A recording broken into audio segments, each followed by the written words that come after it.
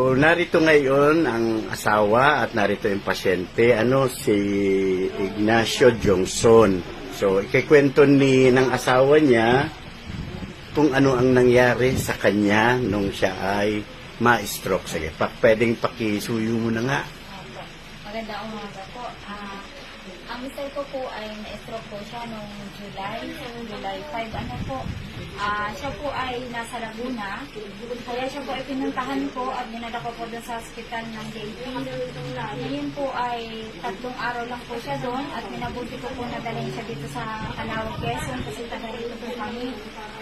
Nung dalhin ko po siya dito sa Calauag, Quezon, talaga po siya ay hindi halos nakakalakad. Service lang po ang sasakyan na nagdala sa amin dito sa Calauag mula sa Laguna. Pagkatapos po ay siya po ay nakadiaper na nung dahil hindi nga po nakakalakad. Hindi po siya nakakapagsalita ng maayos, kaya minabuti ko po na dito ko po dalahin kay Dr. Ibay. At siya po ay unang punta po namin dito, isinag-gusto niya na kailangan po siya na ma-therapy po. At yun po ang isinagawa sa kanya. Mag-times pa lang po kaming bumabalik dito para isagawa yun.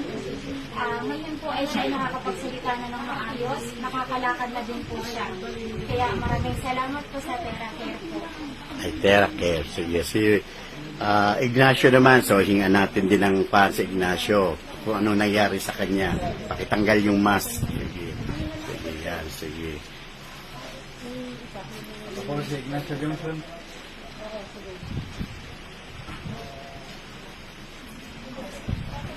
Buhay ni stroke ni Mr. po ako ng July 14. At ako buhay hindi nakapagsalita na maayos. Hindi makalakad na maayos. Hindi sa tulong ni Dr. Ibay, ako po ay sa therapy. Hindi na po ako ng Ay, TheraCare. TheraCare po ako. Kaya ako po ay nakalakad ulit. At magaling na po ako, magaling na po ang pagsalita ko at saka normal na po ang pagkilos. So, sandali, papalakarin natin. Pakikuha mo muna ito. Yan, sige. Sige, lumakad ka ha. Kasi nung dumating siya dito noon, ay siya ay talagang paralyzed. So, hindi niya yung kanyang, yan, sige. Sige, balik. Okay. So, siya ngayon ay naka 5 sessions siya ng iThera.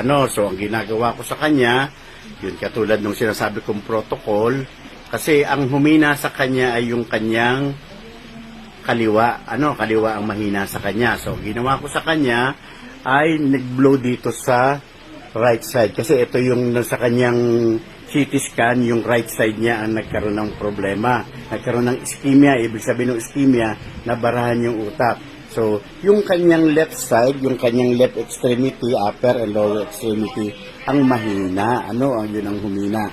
So, nung siya ay nag-therapy, actually, 5 sessions lang ang nangyari, nagawa natin kasi taga-malayo sila. Medyo isang oras din ba ang biyahe?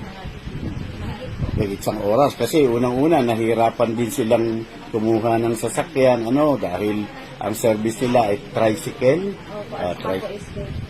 nag-i-skates pa sila kasi yung tinitirhan nila hindi basta nasa along the road, nasa skates pa along yung railroad, so lalakad pa siya galing doon.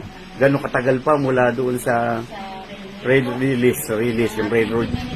Ilang minutes? 20 minutes. 20 minutes pa. Tignan mo, yan ang hirap pero nagtiyaga sila. So, ito ang naging resulta. So, praise the Lord, thank God at ikaw po, natulungan mo po si Ignacio at ang iTheraCare. So, maraming salamat din at maraming salamat sa pagtitiwala ninyo. Dahil siguro kung hindi rin kayo nagtiyagang pumunta dito, baka hanggang ngayon ay si Ignacio ay nakaratay pa rin sa higaan niya at tingnan mo, di ba?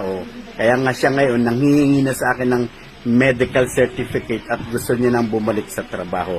So sabi ko naman, kinumusta ko muna siya, inassess ko siya, meron na lang akong ipababaong gamot sa kanya, para dun sa kanyang maintenance. So, maraming salamat sa inyong mag-asawa. Salamat din po. Oh. Salamat. Salamat po. Okay.